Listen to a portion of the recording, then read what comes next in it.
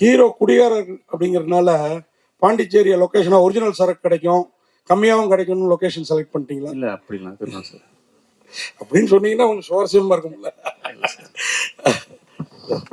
Guhan sir, ட்ரீம்வாரி அவருடைய இது எம்பல் பள்ளி இதில் அந்த பேனரில் இதுலையும் இல்லை, நம்ம தான் டிஸ்ட்ரிபியூஷன் பண்ணுறோங்க சார். நம்ம தான் பண்ணுறோம்.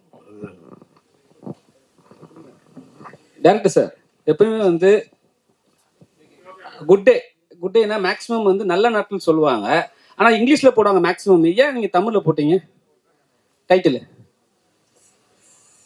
ஏன் தமிழில் என்ன பிரச்சனைண்ணா? இல்லை, தமிழில் என்ன பிரச்சனைனா, இப்போ வந்து தமிழில் வந்து கூகுளில் ட்ரை பண்ணால் தமிழில் வராது.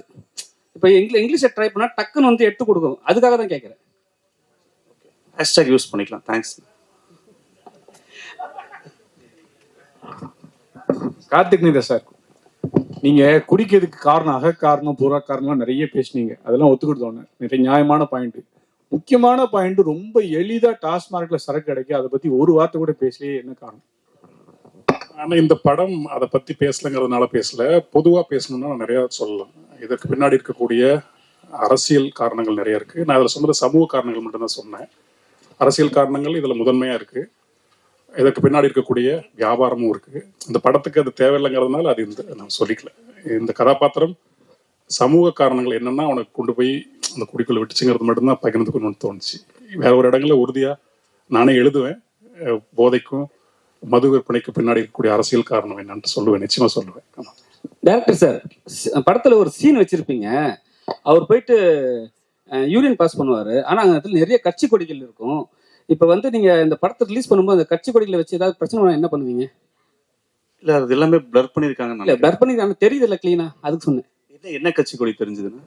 எல்லா கட்சி கொடிக்கும் முன்னாடி நடுவுல போயிட்டு அவர் வந்து யூரின் பாஸ் பண்ற மாதிரி இருக்கும். எனக்கு தெரியும். இல்ல, நான் என்ன கேக்குறேன்னா, இப்ப சாதாரண ஒரு வார்த்தை சொன்னாவே நம்ம கட்சிக்காரங்க விட மாட்டாங்க, சரிங்களா? இப்ப நம்ம அத்தனை கட்சி கொடியில் நட்டு வச்சுக்கும் போது அது கேவலப்படுத்துற மாதிரி இருக்க மாதிரி இருக்கு, அதான் கேட்டேன். இல்லண்ணா, அது எல்லாமே பிளர் பண்ணிருக்காங்க. ஒரு நிமிஷம். பண்ணியாச்சு. அப்படி தெரிஞ்சா அதையும் நாங்க பிளர் பண்ணிடுறோங்க. அது தெரிஞ்சா அதையும் பிளர் பண்ணிடுறோம். சார், குகன் சார், உங்களுக்கு தான் ஒரு கேள்வி. படத்தில் எல்லாரும் புதுமுகம் நீங்கள் இப்போ தான் போஸ்டர் பார்க்குறேன். காளி வெங்கட், பக்ஸு, எல்லாரோடையும் விஜய் முருகன் அவர் இருக்காரு, அந்த அம்மா மைனா. ஏன் அப்புறம் புதுமுகன்னு சொல்கிறீங்க சார்? டீம் டைரக்ஷன் டீம் பார்த்தீங்கன்னா புதுசு. இப்போ நீங்கள் டிஓபி வந்து அவர் மதன் வந்து ஃபர்ஸ்ட் ஃபிலிம் கொண்டு வராரு. இப்போ டைரக்டருக்கு புதுசு, ஆக்டருக்கு புதுசு. அப்புறம் நீங்கள் மைக்கேலுக்கு திரைக்கதை வசனகர்த்தா, அவருக்கும் இது புதுசு. அதனால லார்ஜரா அவங்களுக்கு தான் முன்னாடி வரணுங்கிறது தான். ஆல்ரெடி எஸ்டாப்ளிஷ்டு ஆர்டிஸ்டுக்கு இது இவங்க முன்னாடி வரணுங்கிற ஒரு விருப்பம் தான் சார். அப்புறம் நீங்கள் பேசுகிறப்ப பார்த்தா நம்ம தனஞ்சயன் சார், அப்புறம் நம்ம சக்தி ஃபிலிம் ஃபேக்ட்ரி இந்த ஸ்டைலில் இருக்குது. அடுத்து திரையுலகத்தை ஆள நினைக்கிறீங்களா? ஏன்னா குகன் சார், ஏன்னா நீங்கள் முன்னாடிலாம் முகத்தையே காட்ட மாட்டீங்க, எஸ்ஆர் பிரபு சார் ஆஃபி இருந்தாலும் இப்போ கொஞ்ச நாளாக மேடைக்கு வர்றீங்க, பேசுறீங்க, நல்லாவும் பேசுறீங்க. சினிமாவை ஏதாவது வாழ வைக்கிற பிளான்? சார் நன்றி சார், உங்கள் ஆதரவுக்கும் பிளெஸிங்ஸ்க்கு நன்றி. Thank you. Correct sir. Good day sir, இந்த நேம் வந்து எல்லாருக்குமே தெரியும். காலையில் எழுந்தவொன்னு குழந்தைங்க கூட பிஸ்கெட் குட் டே ப்ரொமோஷனுக்காகவா இல்லை அந்த கம்பெனி ஏதாவது காசு கொடுத்துருக்கா? எதுனா குட் டே கம்பெனி ப்ரொடியூசரை கேட்டிங்கன்னா ஆக்சுவலாக கூட சொல்லலாம். இல்லை, டைரக்டர் கேட்டிங்கன்னா அவர் சொல்லுவார். ஏன்னா குட் டே அவர் தான் வச்சார். 2 பேருக்கும் பல்கா அமௌண்ட் வந்திருக்காப்போ? இல்லை, அது இப்போ அந்த கார்த்திக் நேதா கிட்ட கொடுக்குறேன், அவர் தான் இந்த குட் டே. அவருக்கும் அமௌண்ட் வந்திருக்கா? இல்லை, படத்துக்கு நிறைய தலைப்புகள் பேசணும். மிச்சக்குடி, எச்சக்குடி, சொச்சக்குடின்னு வைக்கலாமா அப்படின்னு வச்சோம். இந்த குடியை சம்மந்தமாகவே நிறையா பேசி பார்த்து இந்த படத்துக்குள்ள ஒரு தந்தை மகளுக்கான உறவு ரொம்ப ஸ்ட்ராங்காக இருக்குது. அதனால் குழந்தைங்களுக்கு பிடித்தமான ஏதாவது ஒரு தலைப்போலான்னு ஒரு கட்டத்தில் போகும்போது நிறைய அது சம்மந்தமாக போய், சரி ஆங்கில தலைப்பாக இருந்தாலும் இந்த ஒரு படத்தில் நாங்களே மன்னிச்சுக்கிட்டு சரி குட் டேன்னு வச்சா கொஞ்சம் குழந்தைங்களுக்கு போய் ரீச் ஆகும் அப்படிங்கிறதுக்காக வச்சது. Correct sir. இல்லை, இன்னைக்கு குடியை பற்றி தான் சொல்லிகிட்டே இருக்கீங்க. குடியை தாண்டி எக்ஸ்ட்ரீமாக போயிட்டாங்க. இப்போ இருக்க ஜென்ரேஷன் எல்லாமே தள்ளாடிட்டு தான் இருக்குது. ஆனால் குடினால இல்லை. ஏன்னா எல்லாமே போதையில், கஞ்சா போதை அப்படின்னு அந்த அடுத்த கருத்து போயிட்டாங்க. இப்போது எல்லாருமே முக்கால்வாசி டாஸ்மாகே பெட்டர்ப்பா அப்படின்ற அளவுக்கு வர ஆரம்பிச்சிட்டாங்க. ஏன்னா குடிச்சா நம்ம பாட்டு கவர்மெண்ட் படுத்துட போகிறான். ஆனால் இவங்க இப்போ இருக்க ஜென்ரேஷன் வர படங்களில் பார்த்தீங்கன்னா அதான் ஓவரா இருக்கு, நம்ம கண் முன்னாடியே தெரியுமே. நியூஸ் காலையில இருந்தோடனே பார்த்துருப்பீங்களே, நிறைய தாலி அறுப்பு, நிறைய பேர் கொலை பண்றது. ஏன் அதை இது பண்ணல? ஏன் குடியே நம்ம வச்சுட்டு இருக்கணும்? இல்லை என் கதை தாலி எடுக்கிறது இல்லைண்ணே.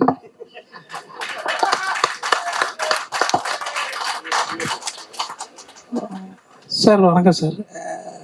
கதை ஸ்டோரி எழுதியிருக்கீங்களா சார்? சொல்லுங்க.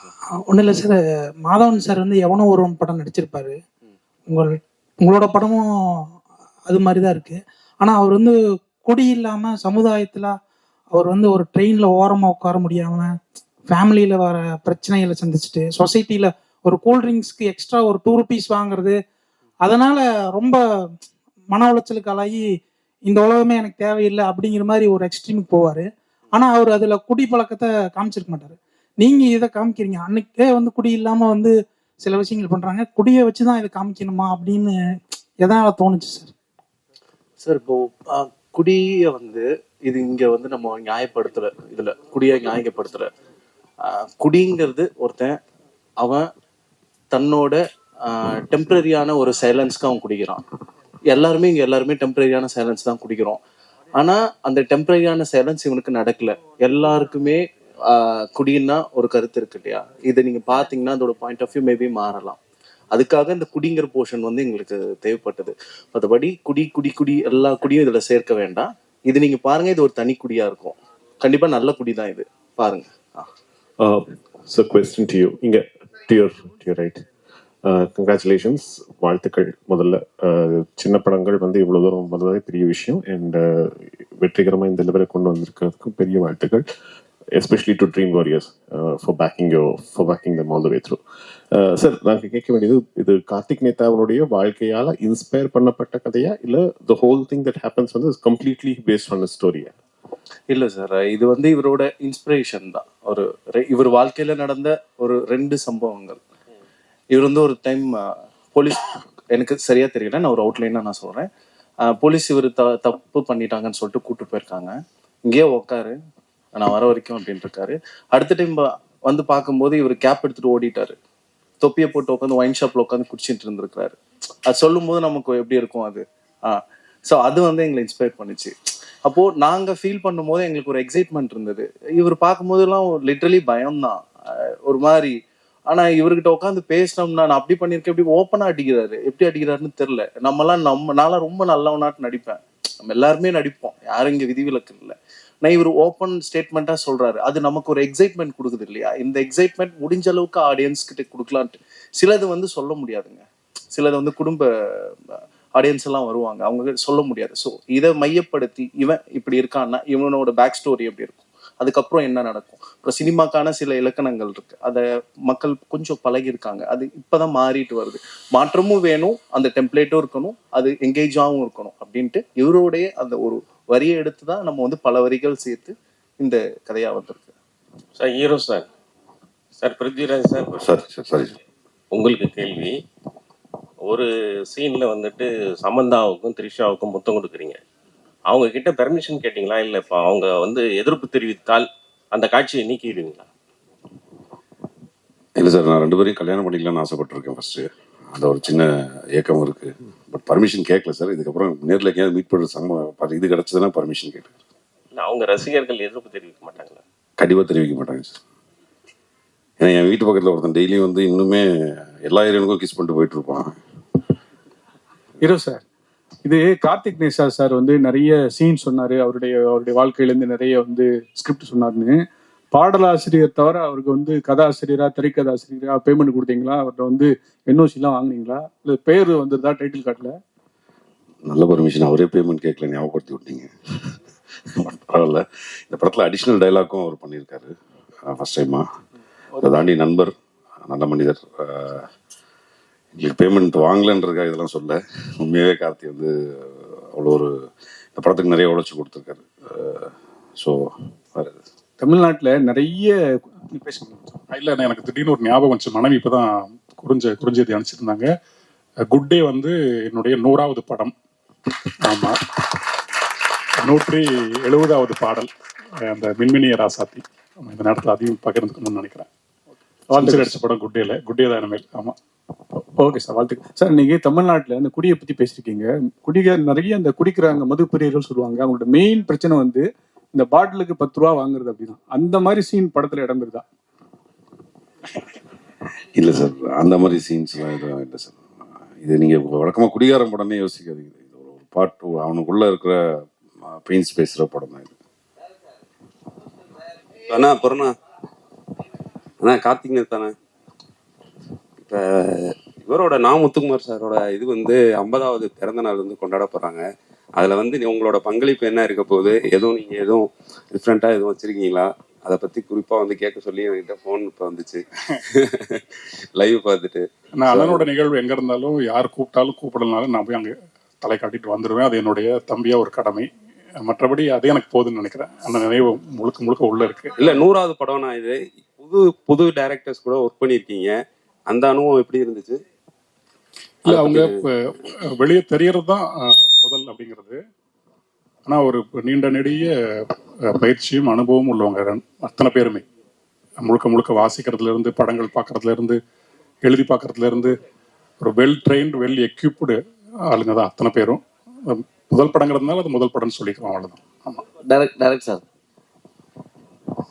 காவி கலர் காமிச்சாவே கண்டனம் தெரிவிக்க ஆரம்பிச்சிருவாங்க. நீங்கள் காக்கி சட்டை போட்டு வேலு அதை இது பண்ணுற மாதிரி சூளம் எல்லாத்தையும் வச்சுருக்கீங்க. கிளம்பி வந்தால் என்ன பண்ணுவீங்க குடியோட?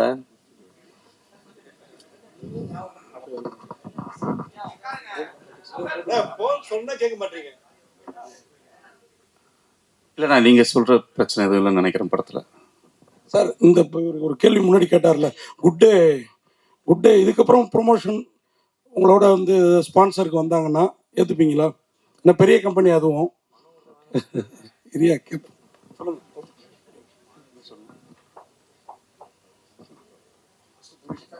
எனக்கு இதுக்கு பதில் தெரியல சார். இல்ல குட்டே பிரிட்டானியா கம்பெனி ஜி. அவங்க ஒருவேளை ஸ்பான்சர் பண்றேன் அப்படின்றது எனக்கு தெரியும். அதான் அவங்க ஸ்பான்சர் பண்றோம் அப்படி எங்க டைட்டில் வச்சு எடுத்திருக்கீங்க, நாங்க ஸ்பான்சர் பண்றோம்னு வந்தா ஏத்துப்பீங்களா? உங்களுக்கு ரெட்டிப்பு லாபமா? ப்ரொடியூசர் தானே முடிவு பண்ணும். ப்ரொடியூசர் சார் சொல்லுங்க. கான்டாக்ட் நம்பர் இருந்தால் கொடுங்க, ரொம்ப வறுமையில தான் இருக்கும். உண்மையாவே தேடிக்கிட்டு இருக்கோம். அப்படி எதுவும் வந்தாங்கன்னா அட்லீஸ்ட் பிஸ்கெட் கொடுத்தா கூட ஓகே தான். அந்த அவ்வளோ பஞ்சத்தில் தான் இருக்கும். அது மாதிரி கார்த்திக் நேதாவோட கதையை பண்ணிருக்கதா சொன்னீங்க, ஓரளவு எடுத்து. அவங்க அண்ணனே ஒரு நடிகர் விவேக் பிரசன்னா, அவரையே அந்த படத்துல அவரும் குடியாத கேரக்டர்னா கரெக்டா நடிப்பாரு, ஏன் அவரை இதுல யூஸ் பண்ணல? இல்லை, என்ன நடிகை ஆக்குனது இயக்குனர் தான், அது அவர்கிட்ட தான் கேட்கணும் நீங்க.